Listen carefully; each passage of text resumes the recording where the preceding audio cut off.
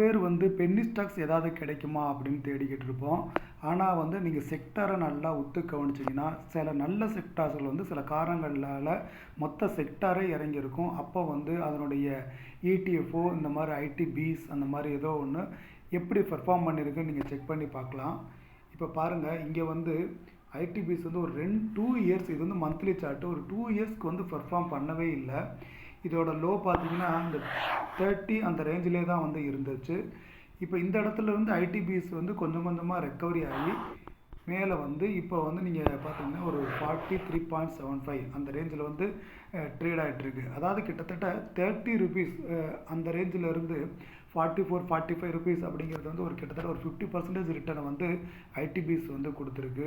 பல நேரங்கள் நம்ம வந்து பென்னி ஸ்டாக்கை தேடாமல் எந்த செக்டார் இறங்கியிருக்கு, அது எதனால் இறங்கியிருக்கு, அது ரெக்கவரிக்கு கொஞ்சம் டைம் எடுக்குன்னா அந்த செக்டாரோடைய piece, IT piece, pharma piece, PSU bank piece இந்த மாதிரி ஏதாவது ஒன்று கூட நீங்கள் வந்து கன்சிடர் பண்ணலாம்.